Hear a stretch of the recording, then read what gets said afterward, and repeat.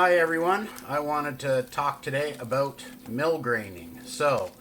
First just let me say I've got the magnification on this video turned up a little higher than I normally do, so the video might go in and out of focus a little bit, but I will check it before I post and make sure that at least all the crucial parts are in focus. So I just finished milgraining this ring.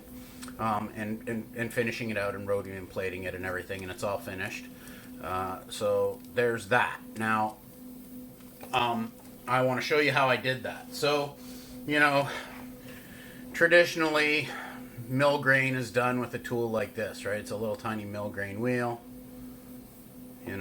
Has a handle on it, like so. They come in different sizes. Here's another one. It's a little smaller. So that's a milgrain wheel. Now, they work okay, but they only come up to a certain size.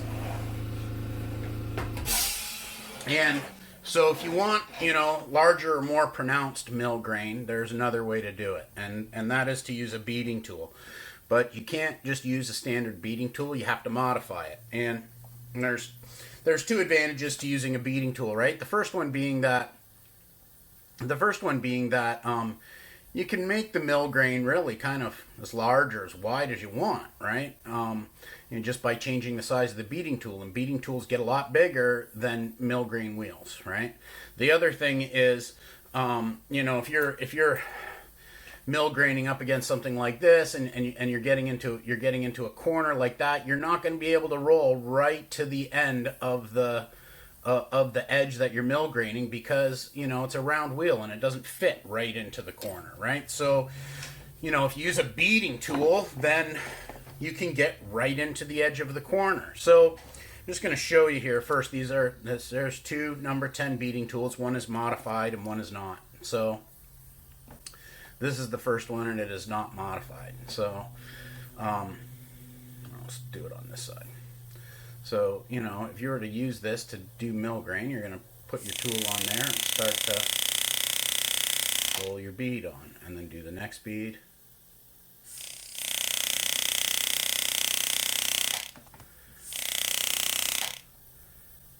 Now, never mind the fact that this isn't going to give you a very good result, because this tool isn't modified. It's also much harder to center on the wire. Right, but I'm just going to do this a little bit here to show you. So, there. Now, hopefully you can see that, honestly, it doesn't look very good, right? You get these little triangular corners of flashing that stick out and everything like that. It's, the beading tool edge starts to mark into the previous bead and all that kind of stuff, and it doesn't look very good.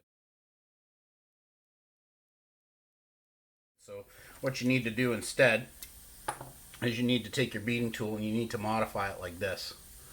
So you make a flat on one side, right, like that, and then on the opposite side, parallel, you make another flat.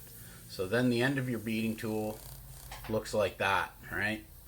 So hopefully you can see that, and when you look at it this way, you'll see that you have a little U, right? So that U, first of all, helps you center it on the edge that you're milgraining, right? And then second of all, because you have a straight edge here running across, you just go from straight edge to straight edge, and you can milgrain on really pretty quick, and it goes on much nicer, right? So like you don't even really need to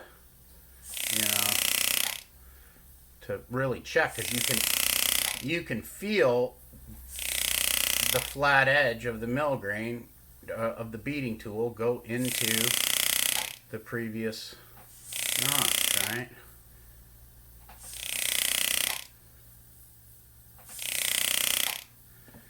And then when you look at it, see the difference? See how much nicer that looks?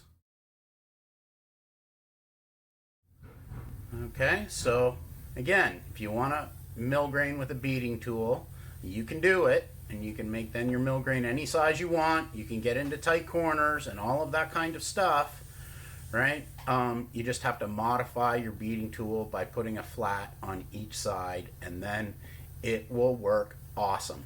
So there you go. I hope that helps somebody. Have a great day. Thanks. Bye.